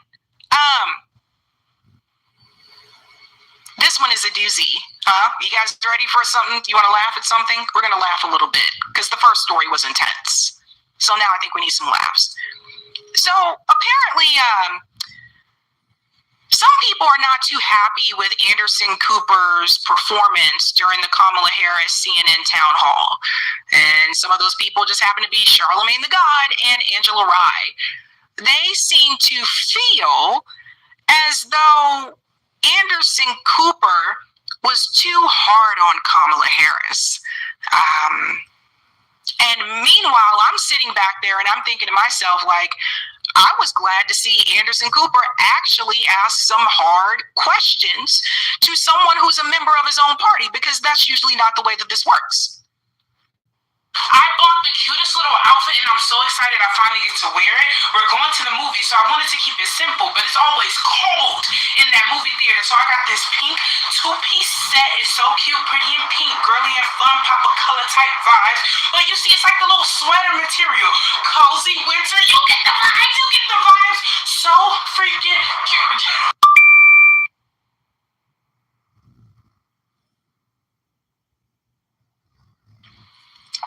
But Charlamagne the God is not happy about that, and he told Anderson Cooper he wasn't happy about it to his face. Let's go ahead and bring this clip in here. And Vice President Harris, former President Obama, sharing the stage earlier tonight in Georgia, their first campaign event together with 12 days until Election Day. And at one point, the former president shared this message with the crowd. Look, politics, it's not going to solve all your problems. No president is going to eliminate poverty in one term or eliminate racism, because those problems are hard. No, they're not. It takes steps, a little bit at a time. Joining us now, radio host Charlamagne the God. His latest book is Get Honest or Die Lying. He's also founder of the Black Effect Podcast Network. Also with us, Angela.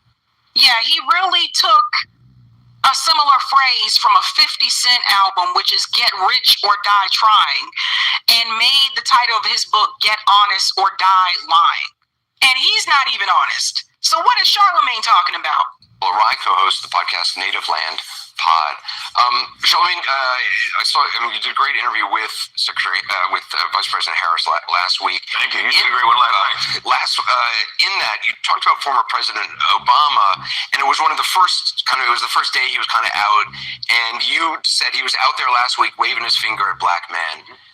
I'm wondering, in the comments, it seemed like he did not do that in the comments now. He doesn't seem to have done that again. Do you think he went too far with that?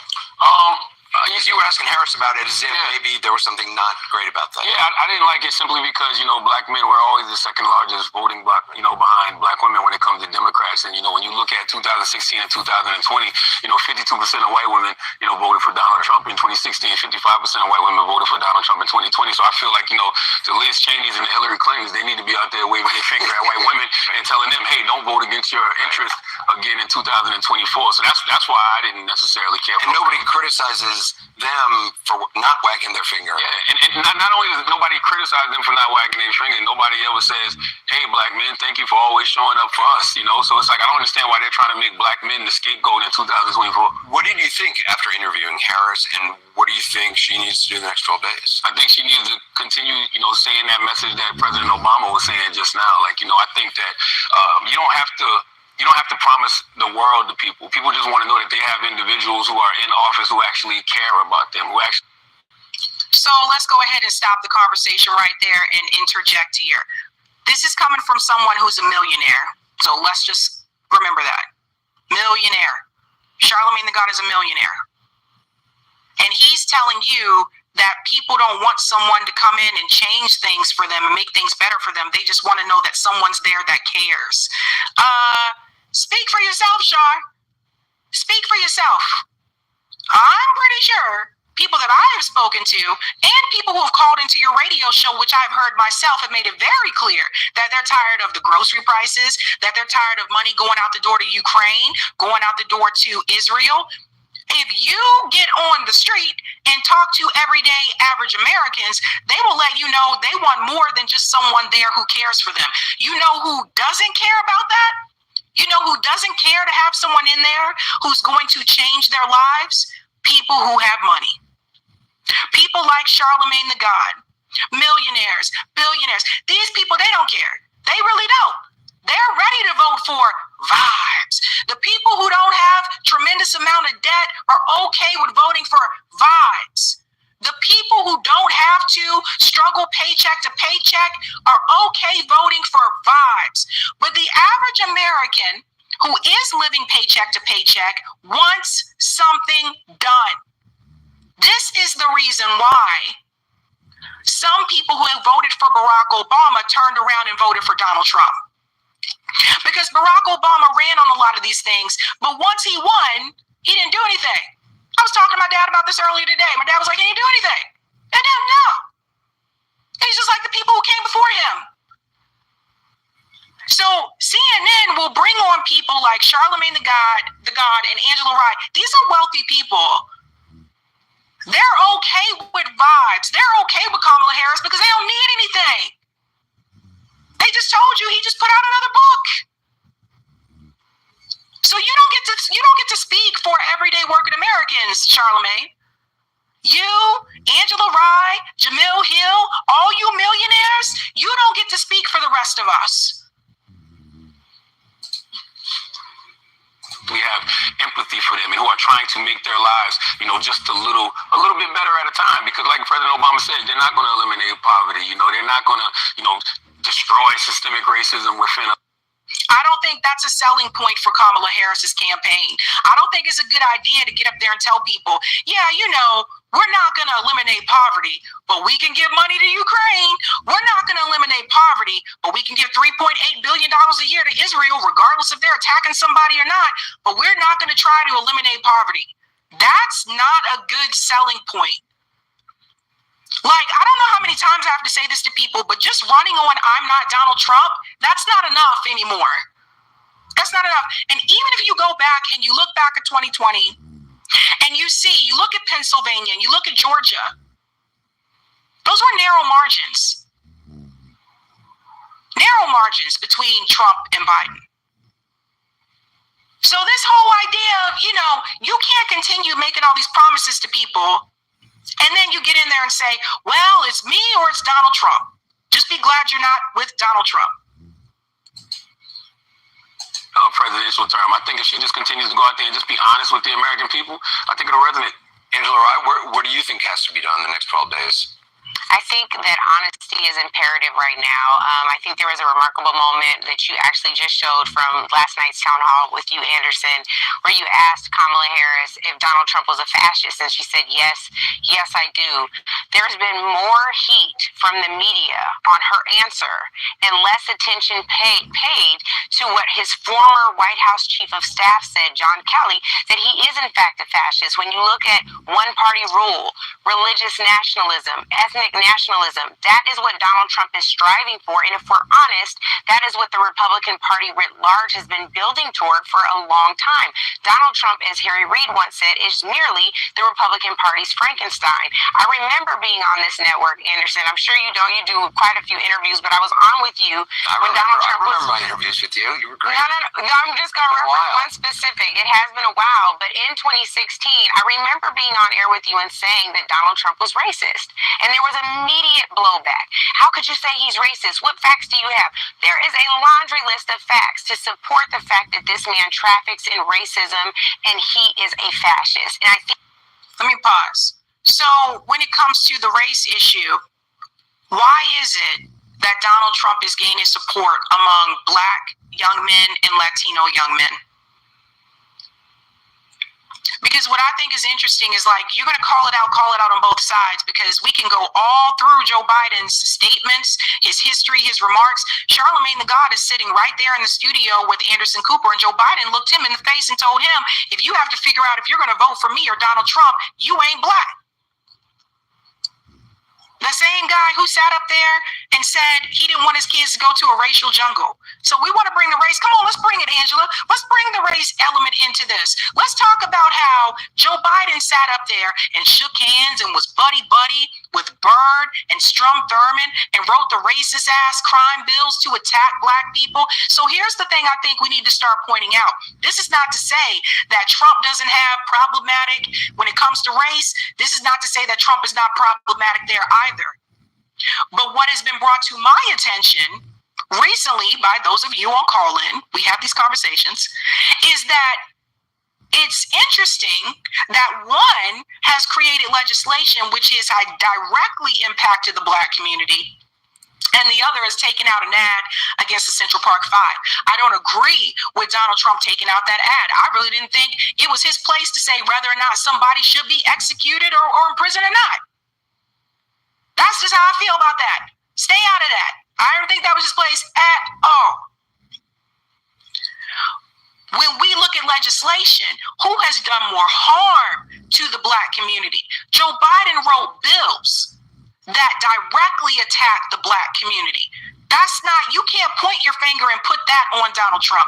So Angela, if you can sit there and you can say that Donald Trump is a racist, surely you would be willing to say that Joe Biden's a racist. So he was so much of a racist that he was willing to write legislation to hurt your people. Legislation. We all remember that speech. I don't care if they had a rough upbringing. I don't care where they came from. All I know is they're trying to rob my mother. Remember that speech on the House floor? Crime Bill Joe. And just because he picked Kamala Harris doesn't mean he doesn't still have some of those same inherent beliefs. Just because he was Obama's vice president doesn't mean he doesn't have some of those same beliefs deep inside.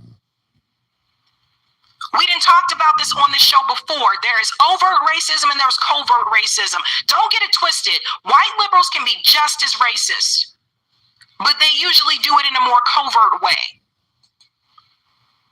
I think the most important thing that we all can do as American citizens, that the media can do, is ensure that we are calling a thing a thing. We know what it is. We see what it is. It is not just the responsibility of the candidates in the race to tell the truth. God forbid one of them ever even touches the truth. But it's really it's important that we lean into that responsibility right now. You know, Angela raises a good point, Charlemagne, and I'm going to flip it a little bit.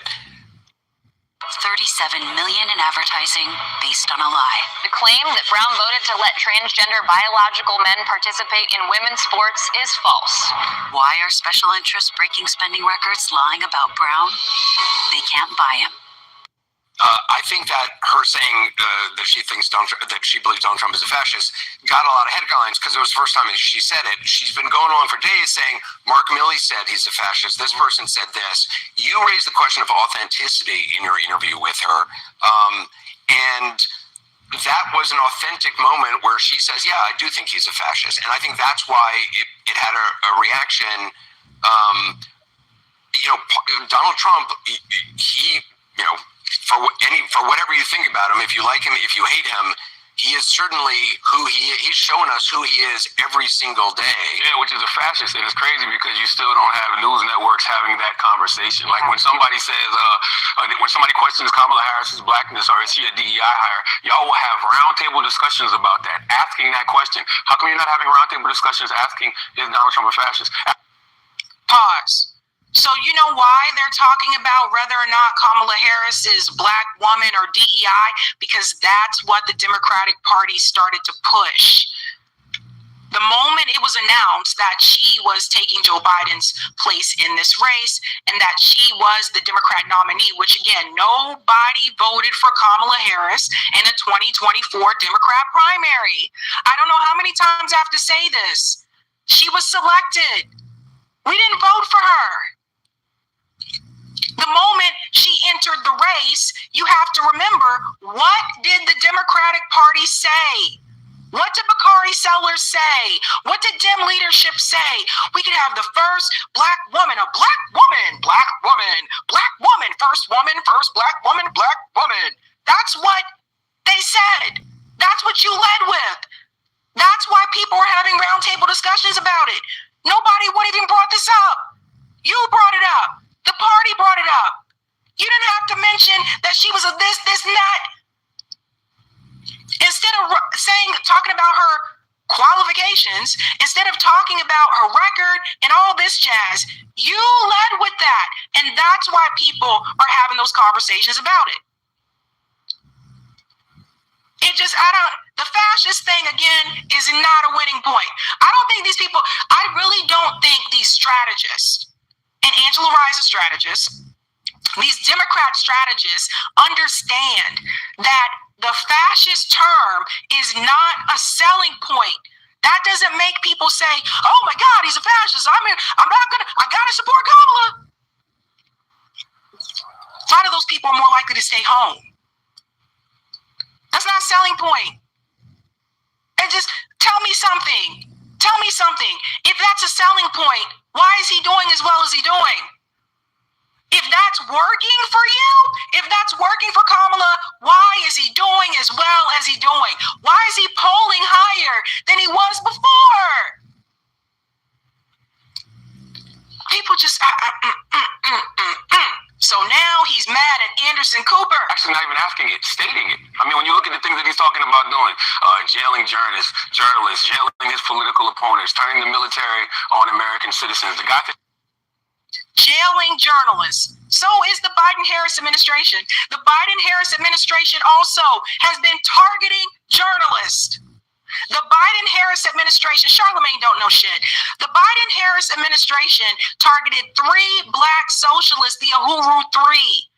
The Biden-Harris administration is trying to censor and silence journalists and has been trying to do so since they took office in 2021. What are you talking about? You don't know shit. This is what I've been trying to tell you guys. He just get up here and he wrote this book and yada yada and all this stuff. Don't even know what he talking about. None of it. None. And this is who they bring on for political commentary. He doesn't know. He wanted to terminate the Constitution to overthrow the results of an election. How come that is not the topic of discussion on networks like CNN every day? But do you think that, I mean, you were raising this with Kamala Harris about her own authenticity, about her own willingness to just, say things that aren't crafted. Do you think she needs to do more of that? Trump's going to go. Apparently, Trump's going on, is going to tape a thing with Joe Rogan. Do you think she should do that? I think that she should keep calling Donald Trump a fascist, and I think that Americans need to keep looking at the rhetoric of Donald Trump, because I don't know why we're even thinking about electing somebody who's talking about putting people in camps. I don't know why why we want to elect somebody who's talking about mass deportation. I don't know why. Charlamagne, you are completely out of touch with everyday people. First of all, should she go on Joe Rogan? His response is, I think she should keep calling Donald Trump a fascist. I don't think that is working. And why are you going to Charlamagne the God for political advice? If that was working, the polls wouldn't be the way that they are. If that was working, she wouldn't be decreasing. She wouldn't be decreasing in the polls. What the hell is wrong with people? Yes, she should go on Joe Rogan's show. And I'm not a Joe Rogan stan or anything like that. But that's an audience that she is not exposed to. She should go on the Joe Rogan show. I think she should keep calling Donald Trump a fascist. Yes, because that's working so well.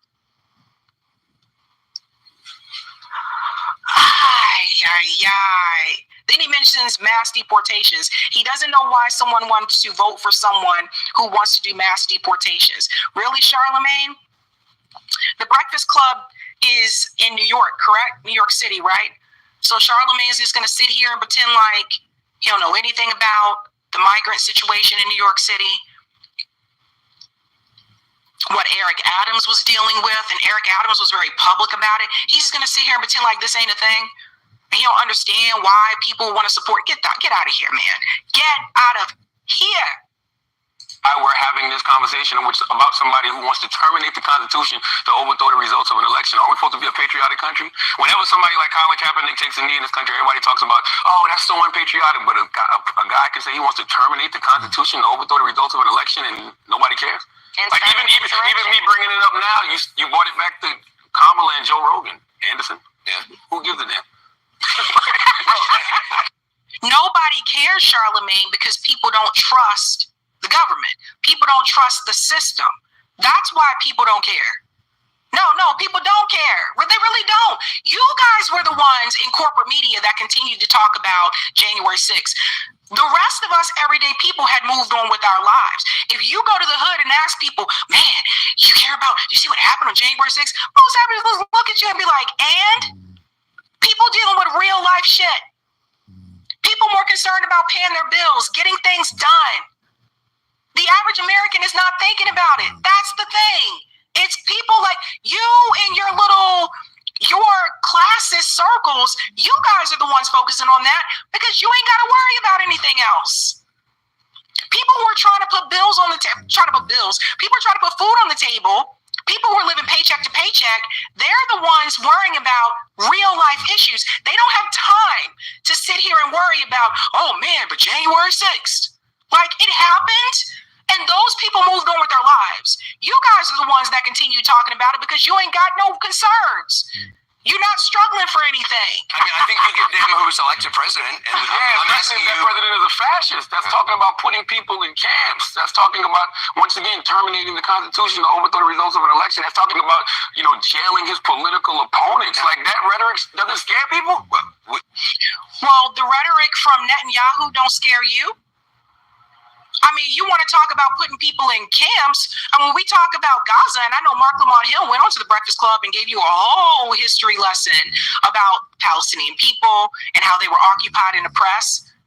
They were in an open or outdoor concentration camp. That's what they were in. An open air prison. So the Biden-Harris administration was supporting that. All these administrations were supporting that. That didn't happen overnight. Those people been occupied. So this is why people lose me with this mess, man. People lose me with this. When it comes to fighting for fair pay and retirement security, Marcy Kaptur's been on the front lines her entire career. Born and raised here, she worked with both parties to save over 1 million pensions and always puts us first.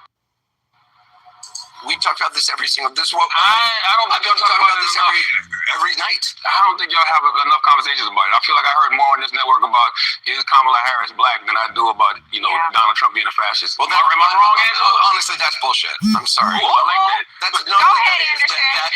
I'm a huge fan of yours. Okay. But to say that we're sitting around discussing is Kamala Harris black, like I've seen that. I've seen those round table discussions a lot. Now that's bullshit, Anderson. For you to say that y'all don't have those conversations. I've never asked. What does this matter? What does this matter? Do you see? Does everybody get this? Who cares? And I done said this before. I said, people, we've had this conversation before about whether or not she's black. We've talked about what her father said. At the end of the day, whether Kamala Harris is black or not, that doesn't help her win this election. This is part of the problem. Part of the reason why Kamala Harris isn't doing as well as you guys thought she would is because you guys are focusing on this superficial stuff instead of focusing on what she would be like as a leader. I think I hit my ring light. What she would be like as a leader. That's why. I mean, why does this matter? And to be honest, when we talk about the Breakfast Club, you guys talked about it too, Charlamagne. You talked about whether or not she was black or not. Instead of focusing on what is really happening. Somebody is. I'm not saying you. I think the network. He said the network. I don't think anyone. I don't think any anchor on this network has been going around saying, "Is she black?" Y'all have never had. Definitely. I mean, we have had. Look, I'm sure we have had, nutty people or people who have strongly held beliefs who I may disagree with, who somewhere on some panel have said something. But I will just speak up for what I do on the show. I do believe it's important to get people different viewpoints as long as they're willing to have a legitimate conversation. What I don't like are surrogates who come out and just spout talking points that they don't even believe, and those are people I tried to eliminate from having ever on the air again. I think no network has honest conversations about Donald Trump. Nobody's had honest conversations about Donald Trump since 2016. I saw that. Pause. He's lying. The number of times I can turn on CNN or MSNBC and hear them talking about Donald Trump, I lose count. Just Morning Joe was just recently comparing Donald Trump to Hitler. They were just recently, Mika was calling Donald Trump Hitler. What are you talking about, Charlamagne? The hell are you talking about?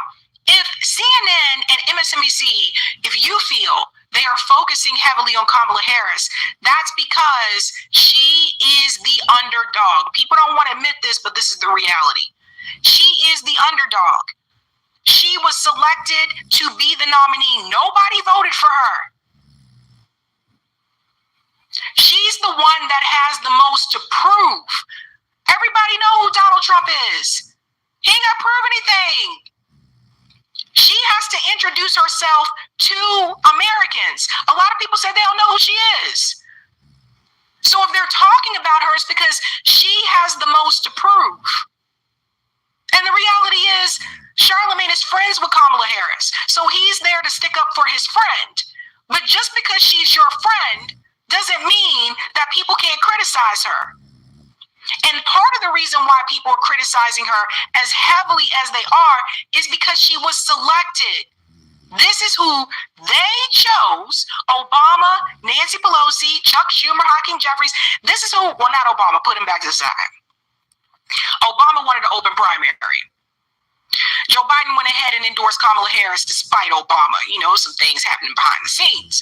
But the reality is that this is who they chose. This is who they wanted. No one voted for her.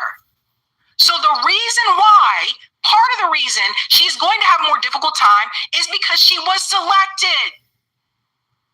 And Charlamagne knows this. Ay, ay, ay. Last night, they were talking about, the double standard that exists between Donald Trump and the vice president. But it's always a double standard with Trump, whether it's with Hillary, whether it's, against Biden, now with Kamala. We talk about him being a threat to democracy, but we don't treat him like one.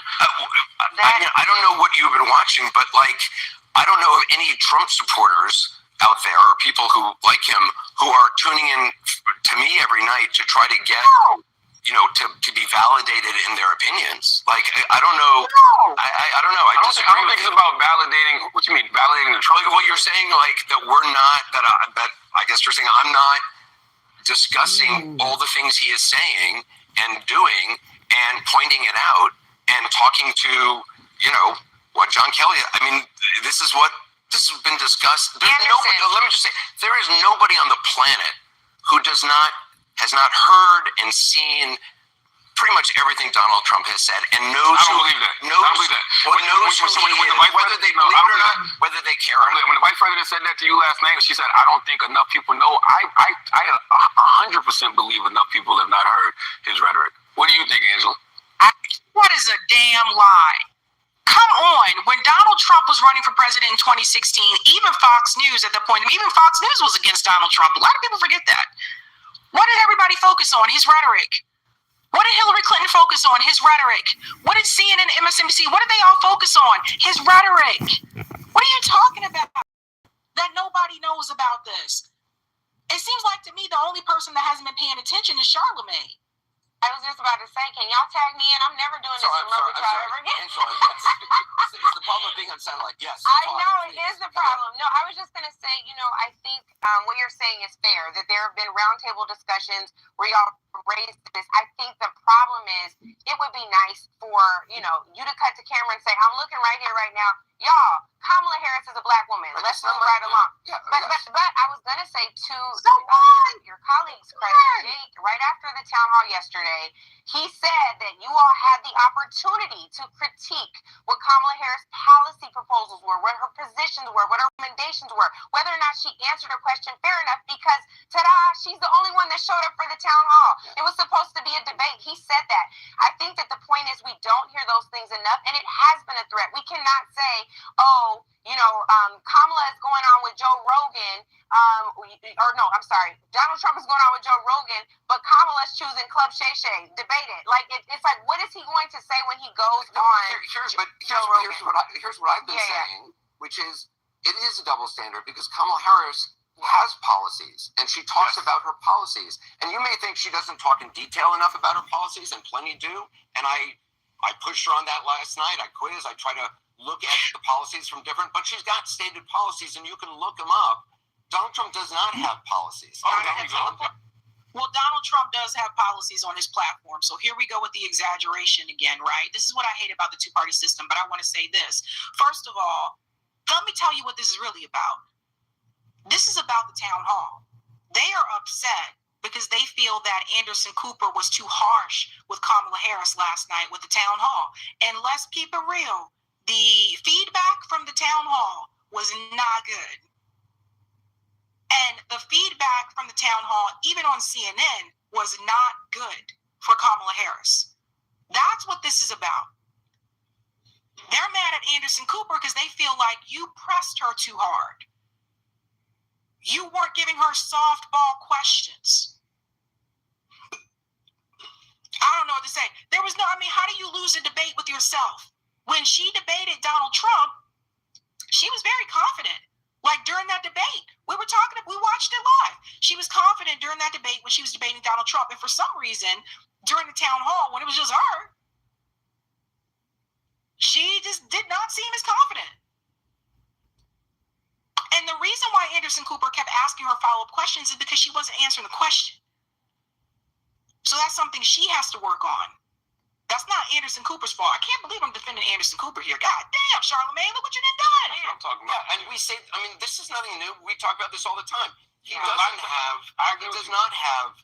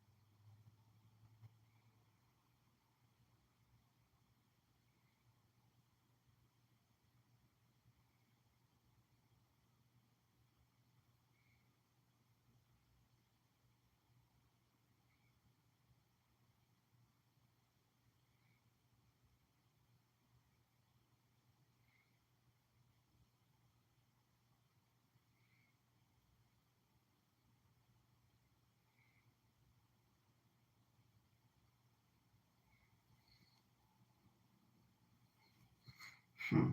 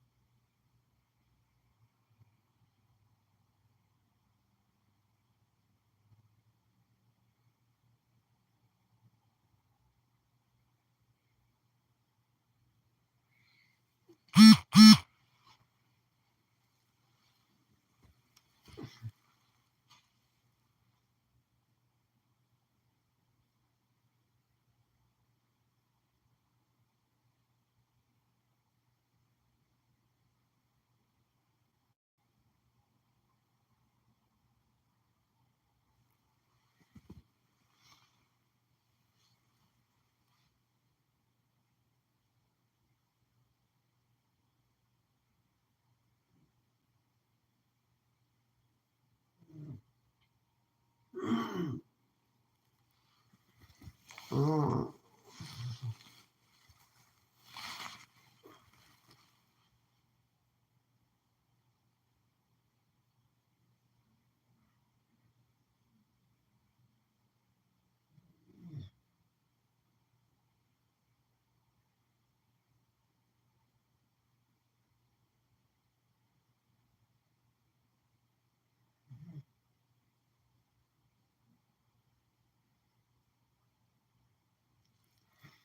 Oh.